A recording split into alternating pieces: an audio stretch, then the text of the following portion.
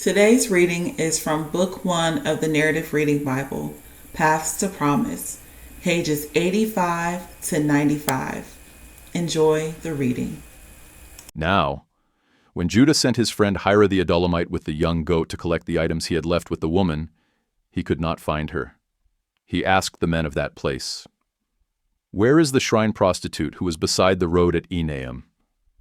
"No shrine prostitute has been here," they answered. So Hira returned to Judah and said, "I could not find her." And furthermore, the men of that place said, "No shrine prostitute has been here." "Let her keep the items," Judah replied. "Otherwise we will become a laughingstock. After all, I did send her this young goat, but you could not find her." About 3 months later, Judah was told, "Your daughter-in-law Tamar has prostituted herself, and now she is pregnant." "Bring her out," Judah replied. "Let her be burned to death."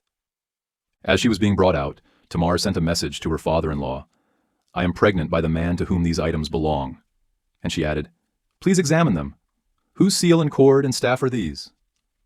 Judah recognized the items and said, "She is more righteous than I, since I did not give her to my son Shelah." And he did not have relations with her again. When the time came for Tamar to give birth, there were twins in her womb. And as she was giving birth, one of them put out his hand. So the midwife took a scarlet thread and tied it around his wrist. "This one came out first," she announced.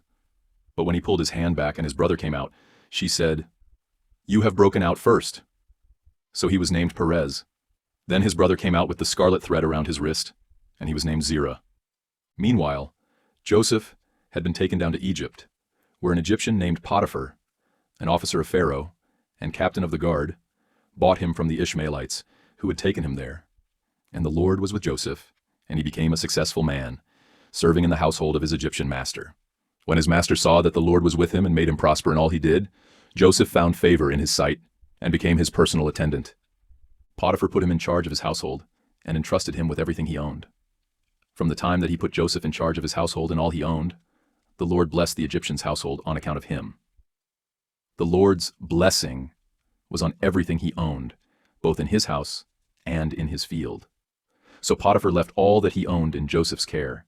He did not concern himself with anything except the food he ate. Now Joseph was well-built and handsome, and after some time his master's wife cast her eyes upon Joseph and said, "Sleep with me." But he refused. "Look," he said to his master's wife, "with me here, my master does not concern himself with anything in his house, and he has entrusted everything he owns to my care. No one in this house is greater than I am. He has withheld nothing from me except you, because you are his wife. So how could I do such a great evil and sin against God?" Although Potiphar's wife spoke to Joseph day after day, he refused to go to bed with her, or even be near her. One day, however, Joseph went into the house to attend to his work, and not a single household servant was inside. She grabbed Joseph by his cloak and said, "Sleep with me." But leaving his cloak in her hand, he escaped and ran outside. When she saw that he had left his cloak in her hand and had run out of the house, she called her household servants. "Look," she said, "this Hebrew has been brought to us to make sport of us. He came to me so he could sleep with me, but I screamed as loud as I could. When he heard me scream for help, he left his cloak beside me and ran out of the house." So Potiphar's wife kept Joseph's cloak beside her until his master came home. Then she told him the same story. "The Hebrew slave you brought us came to me to make sport of me, but when I screamed for help, he left his cloak beside me and ran out of the house." When his master heard the story his wife told him, saying, "This is what your slave did to me," he burned with anger. So Joseph's master took him and had him thrown into the prison where the king's prisoners were confined. While Joseph was there in the prison, the Lord was with him and extended kindness to him, granting him favor in the eyes of the prison warden. And the warden put all the prisoners under Joseph's care, so that he was responsible for all that was done in the prison. The warden did not concern himself with anything under Joseph's care, because the Lord was with Joseph and gave him success in whatever he did. Sometime later, the king's cupbearer and baker offended their master, the king of Egypt. Pharaoh was angry with his 2 officers, the chief cupbearer and the chief baker, and imprisoned them in the house of the captain of the guard, the same prison where Joseph was confined. The captain of the guard assigned them to Joseph, and he became their personal attendant. After they had been in custody for some time, both of these men, the Egyptian king's cupbearer and baker, who were being held in the prison, had a dream on the same night, and each dream had its own meaning. When Joseph came to them in the morning, he saw that they were distraught. So he asked the officials of Pharaoh who were in custody with him in his master's house, "Why are your faces so downcast today?" "We both had dreams," they replied, "but there is no one to interpret them." Then Joseph said to them, "Don't interpretations belong to God? Tell me your dreams." So the chief cupbearer told Joseph his dream. "In my dream there was a vine before me, and on the vine were 3 branches. As it budded, its blossoms opened, and its clusters ripened into grapes. Pharaoh's cup was in my hand, and I took the grapes, squeezed them into his cup, and placed the cup in his hand." Joseph replied, "This is the interpretation. The 3 branches are 3 days. Within 3 days Pharaoh will lift up your head and restore your position. You will put Pharaoh's cup in his hand, just as you did when you were his cupbearer. But when it goes well for you, please remember me and show me kindness by mentioning me to Pharaoh, that he might bring me out of this prison. For I was kidnapped from the land of the Hebrews, and even here I have done nothing for which they should have put me in this dungeon." When the chief baker saw that the interpretation was favorable, he said to Joseph, "I too had a dream. There were 3 baskets of white bread on my head. In the top basket were all sorts of baked goods for Pharaoh, but the birds were eating them out of the basket on my head." Joseph replied, "This is the interpretation. The 3 baskets are 3 days. Within 3 days Pharaoh will lift off your head and hang you on a tree. Then the birds will eat the flesh of your body. On the 3rd day, which was Pharaoh's birthday, he held a feast for all his officials, and in their presence he lifted up the heads of the chief cupbearer and the chief baker. Pharaoh restored the chief cupbearer to his position, so that he once again placed the cup in Pharaoh's hand. But Pharaoh hanged the chief baker, just as Joseph had described to them in his interpretation. The chief cupbearer, however, did not remember Joseph. He forgot all about him. After 2 full years had passed, Pharaoh had a dream. He was standing beside the Nile when 7 cows, sleek and well-fed, came up from the river and began to graze among the reeds. After them, 7 other cows, sickly and thin, came up from the Nile and stood beside the well-fed cows on the bank of the river. And the cows that were sickly and thin devoured the 7 sleek, well-fed cows. Then Pharaoh woke up, but he fell back asleep and dreamed a second time. 7 heads of grain, plump and ripe, came up on one stalk. After them, 7 other heads of grain sprouted, thin and scorched by the east wind. And the thin heads of grain swallowed up the 7 plump, ripe ones. Then Pharaoh awoke and realized it was a dream. In the morning his spirit was troubled, so he summoned all the magicians and wise men of Egypt. Pharaoh told them his dreams, but no one could interpret them for him. Then the chief cupbearer said to Pharaoh, "Today I recall my failures. Pharaoh was once angry with his servants, and he put me and the chief baker in the custody of the captain of the guard. One night, both the chief baker and I had dreams, and each dream had its own meaning. Now a young Hebrew was there with us, a servant of the captain of the guard. We told him our dreams, and he interpreted them for us individually, and it happened to us, just as he had interpreted. I was restored to my position, and the other man was hanged." So Pharaoh sent for Joseph, who was quickly brought out of the dungeon. After he had shaved and changed his clothes, he went in before Pharaoh. Pharaoh said to Joseph, "I had a dream, and no one can interpret it. But I have heard it said of you that when you hear a dream, you can interpret it." "I myself cannot do it," Joseph replied. "But God will give Pharaoh a sound answer." Then Pharaoh said to Joseph, "In my dream, I was standing on the bank of the Nile when 7 cows, well-fed and sleek, came up from the river and began to graze among the reeds. After them, 7 other cows, sickly, ugly, and thin, came up. I have never seen such ugly cows in all the land of Egypt. Then the thin, ugly cows devoured the 7 well-fed cows that were there first. When they had devoured them, however, no one could tell that they had done so. Their appearance was as ugly as it had been before. Then I awoke. In my dream, I also saw 7 heads of grain, plump and ripe, growing on a single stalk. After them, 7 other heads of grain sprouted, withered, thin, and scorched by the east wind, and the thin heads of grain swallowed the 7 plump ones. I told this dream to the magicians, but no one could explain it to me. At this, Joseph said to Pharaoh, "The dreams of Pharaoh are one and the same. God has revealed to Pharaoh what he is about to do. The 7 good cows are 7 years, and the 7 ripe heads of grain are 7 years. The dreams have the same meaning. Moreover, the 7 thin, ugly cows that came up after them are 7 years, and so are the 7 worthless heads of grain, scorched by the east wind. They are 7 years of famine. It is just as I said to Pharaoh. God has shown Pharaoh what he is about to do. Behold, 7 years of great abundance are coming throughout the land of Egypt, but 7 years of famine will follow them. Then all the abundance in the land of Egypt will be forgotten, and the famine will devastate the land. The abundance in the land will not be remembered, since the famine that follows it will be so severe. Moreover, because the dream was given to Pharaoh in 2 versions, the matter has been decreed by God, and he will carry it out shortly.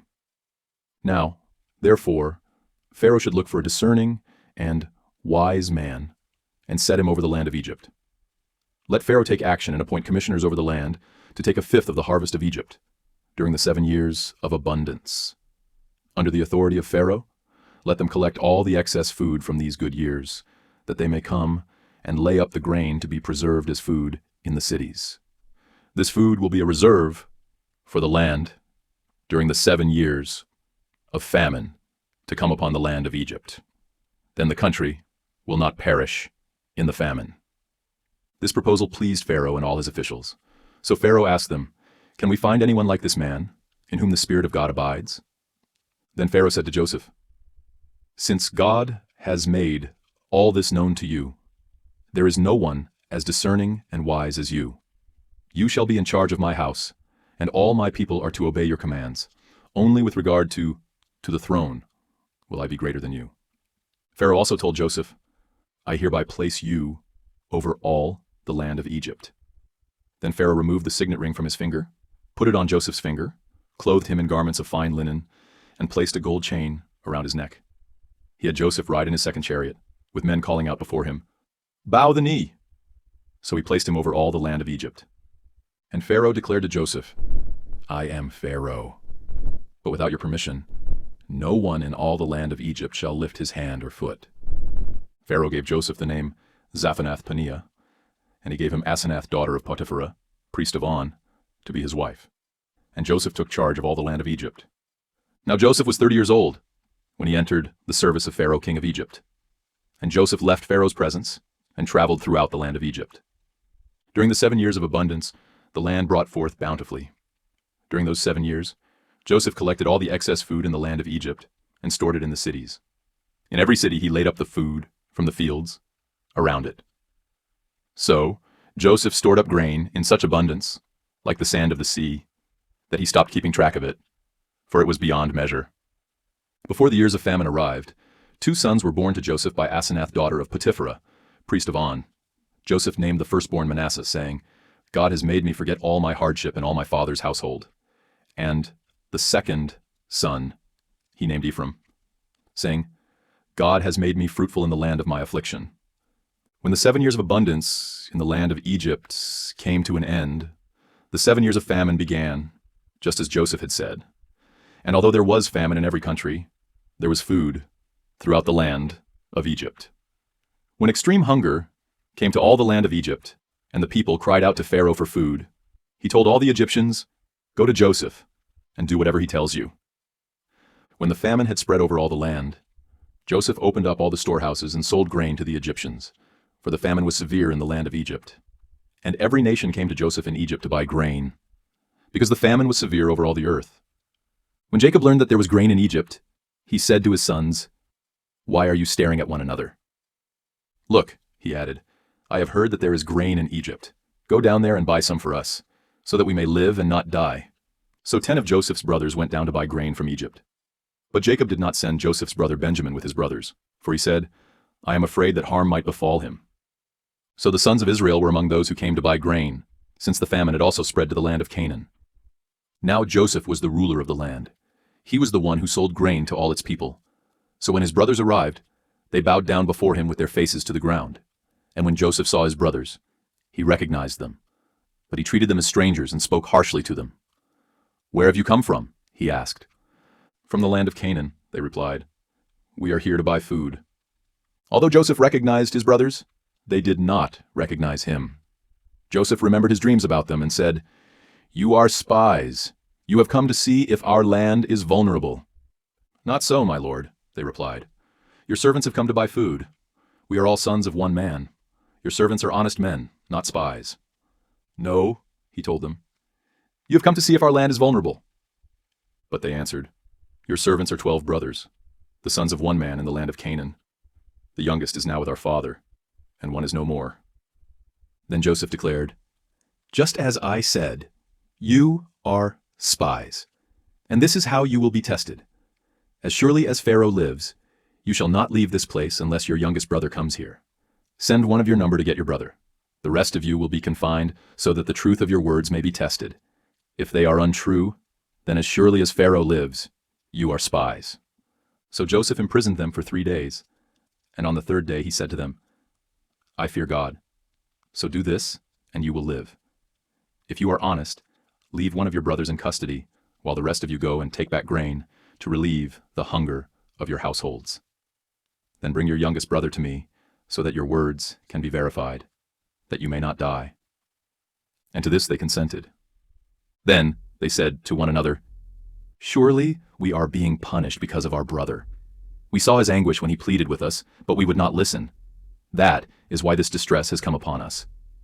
And Reuben responded, "Didn't I tell you not to sin against the boy? But you would not listen. Now we must account for his blood." They did not realize that Joseph understood them, since there was an interpreter between them. And he turned away from them and wept. When he turned back and spoke to them, he took Simeon from them and had him bound before their eyes. Then Joseph gave orders to fill their bags with grain, to return each man's silver to his sack, and to give them provisions for their journey. This order was carried out, and they loaded the grain on their donkeys and departed. At the place where they lodged for the night, one of them opened his sack to get feed for his donkey, and he saw his silver in the mouth of the sack. "My silver has been returned," he said to his brothers. "It is here in my sack." Their hearts sank, and trembling they turned to one another and said, "What is this that God has done to us?" When they reached their father Jacob in the land of Canaan, they described to him all that had happened to them. "The man who is lord of the land spoke harshly to us and accused us of spying on the country. But we told him, 'We are honest men, not spies. We are 12 brothers, sons of one father. One is no more, and the youngest is now with our father in the land of Canaan.' Then the man who is lord of the land said to us, 'This is how I will know whether you are honest. Leave one brother with me, take food to relieve the hunger of your households, and go. But bring your youngest brother back to me. So I will know that you are not spies, but honest men. Then I will give your brother back to you, and you can trade in the land.'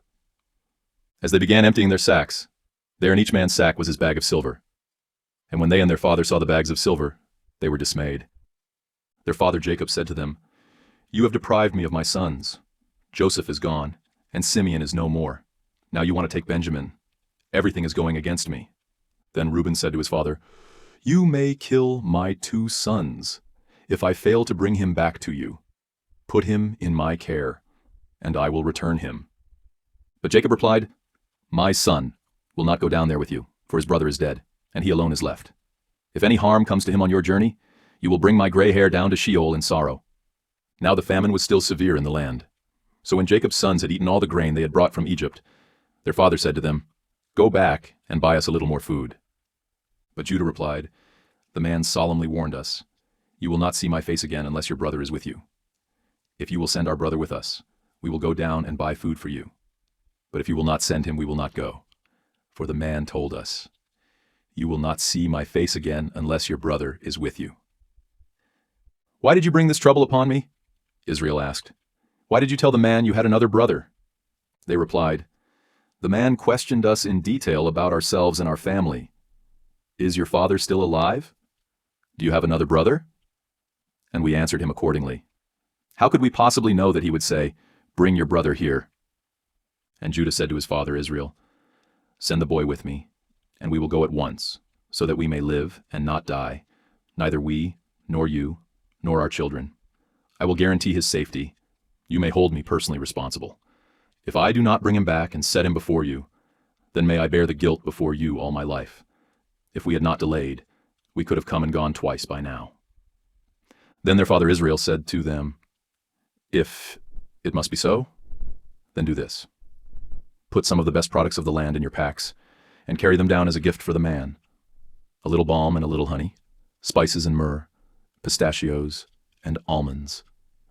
Take double the silver with you, so that you may return the silver that was put back into the mouths of your sacks. Perhaps it was a mistake. Take your brother as well, and return to the man at once.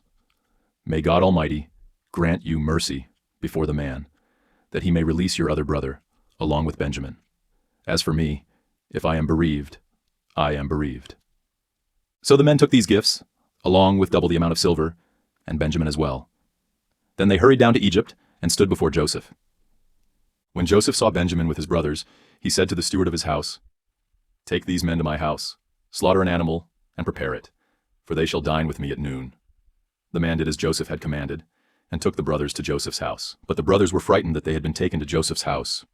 "We have been brought here because of the silver that was returned in our bags the first time," they said.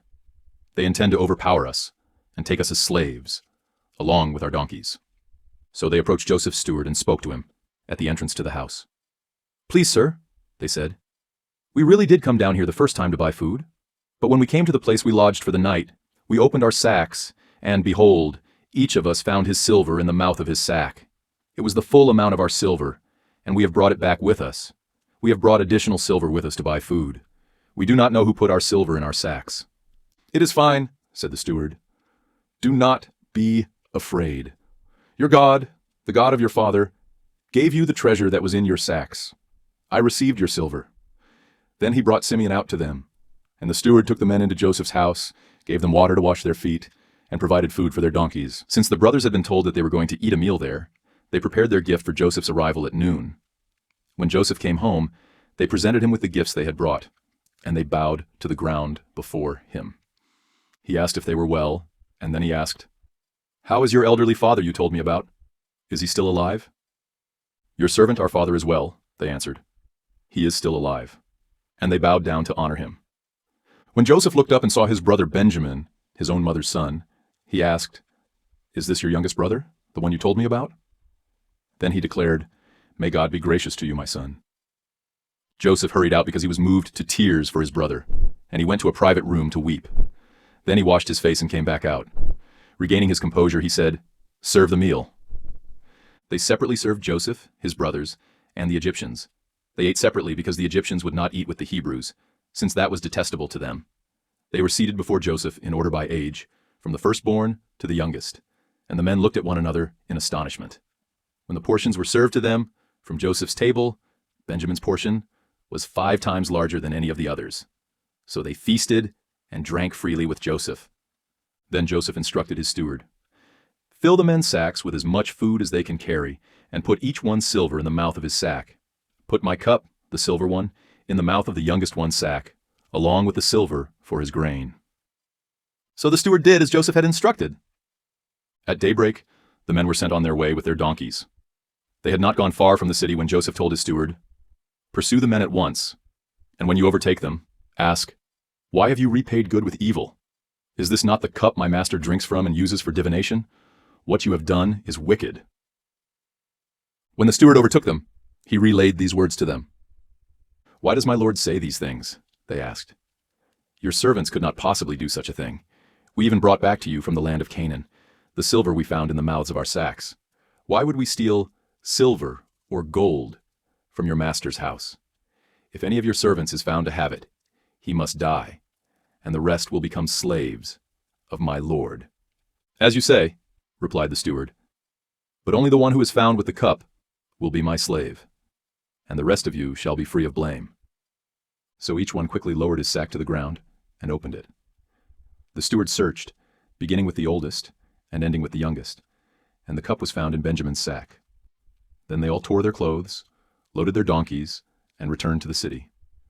When Judah and his brothers arrived at Joseph's house, he was still there, and they fell to the ground before him. "What is this deed you have done?" Joseph declared. "Do you not know that a man like me can surely divine the truth?"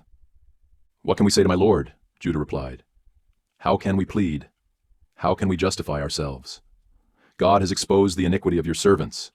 We are now my lord's slaves, both we and the one who was found with the cup." But Joseph replied, "Far be it from me to do this. The man who was found with the cup will be my slave. The rest of you may return to your father in peace." Then Judah approached Joseph and said, "Sir, please let your servant speak personally to my lord. Do not be angry with your servant, for you are equal to Pharaoh himself." My lord asked his servants, "Do you have a father or a brother?" And we answered, "We have an elderly father and a younger brother, the child of his old age. The boy's brother is dead. He is the only one of his mother's sons left, and his father loves him. Then you told your servants, 'Bring him down to me, so that I can see him for myself.' So we said to my lord, 'The boy cannot leave his father. If he were to leave, his father would die.' But you said to your servants, 'Unless your younger brother comes down with you, you will not see my face again.' Now when we returned to your servant my father, we relayed your words to him. Then our father said, 'Go back and buy us some food.' But we answered, 'We cannot go down there unless our younger brother goes with us. So if our younger brother is not with us, we cannot see the man.' And your servant my father said to us, 'You know that my wife bore me 2 sons. When one of them was gone, I said, Surely he has been torn to pieces, and I have not seen him since. Now if you also take this one from me and harm comes to him, you will bring my gray hair down to Sheol in sorrow. So if the boy is not with us when I return to your servant, and if my father, whose life is wrapped up in the boy's life, sees that the boy is not with us, he will die. Then your servants will have brought the gray hair of your servant, our father, down to Sheol in sorrow. Indeed, your servant guaranteed the boy's safety to my father, saying, If I do not return him to you, I will bear the guilt before you, my father, all my life.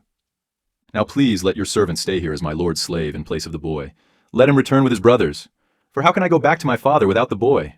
I could not bear to see the misery that would overwhelm him." Then Joseph could no longer control himself before all his attendants, and he cried out, "Send everyone away from me!" So none of them were with Joseph when he made himself known to his brothers.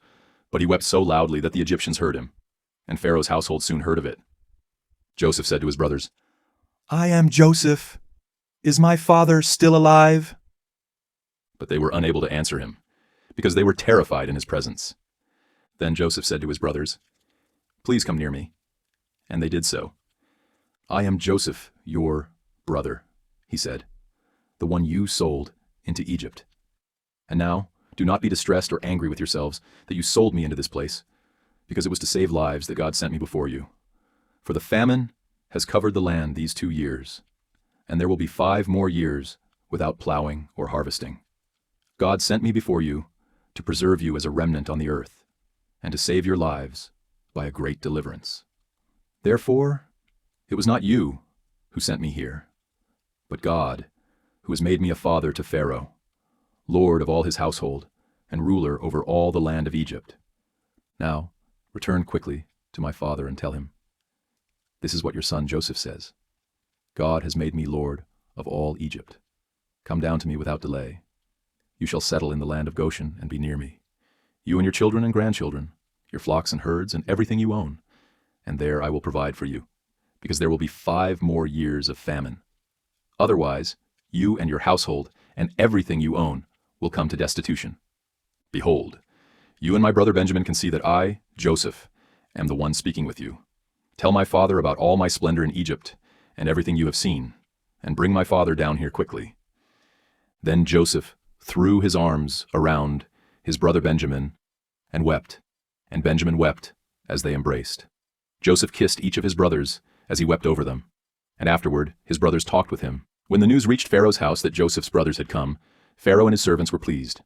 Pharaoh said to Joseph, "Tell your brothers, do as follows. Load your animals and return to the land of Canaan. Then bring your father and your families and return to me. I will give you the best of the land of Egypt, and you shall eat from the fat of the land." You are also directed to tell them, "Take wagons from the land of Egypt for your young children and your wives, and bring your father and come back. but pay no regard to your belongings, for the best of all the land of Egypt is yours." So the sons of Israel did as they were told. Joseph gave them wagons as Pharaoh had instructed, and he also gave them provisions for their journey. He gave new garments to each of them, but to Benjamin he gave 300 shekels of silver and 5 sets of clothes.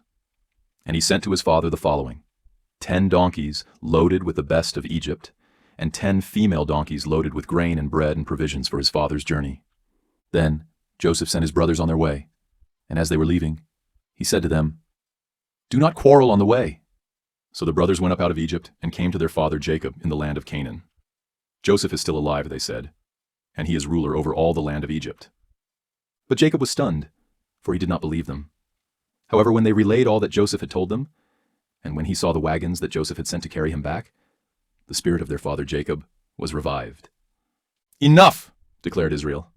"My son Joseph is still alive. I will go to see him before I die."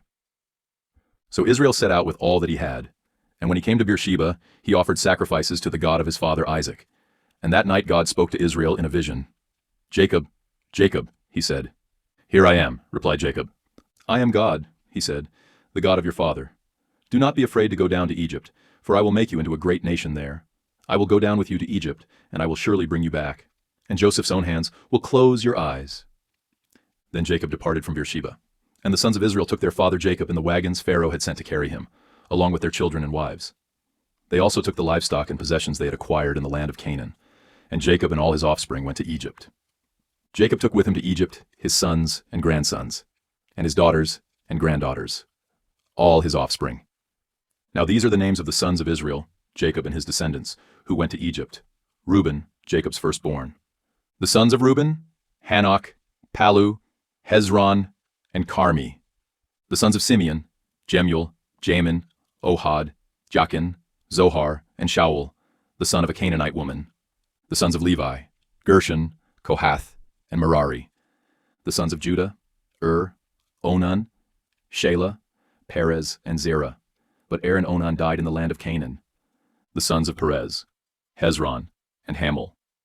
The sons of Issachar: Tola, Puvah, Job, and Shimron. The sons of Zebulun: Sered, Elon, and Jaleel. These are the sons of Leah, born to Jacob in Padan Aram, in addition to his daughter Dinah. The total number of sons and daughters was 33. The sons of Gad: Ziphion, Haggi, Shuni, Esbon, Eri, Arodi, and Areli. The children of Asher: Imnah, Ishva, Ishvi, Beriah, and their sister Sarah. The sons of Beriah: Heber and Malchiel.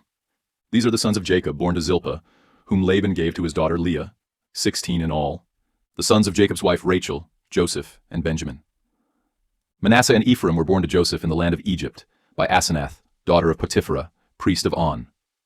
The sons of Benjamin: Bela, Becher, Ashbel, Gera, Naaman, Ehi, Rosh, Muppim, Huppim, and Ard.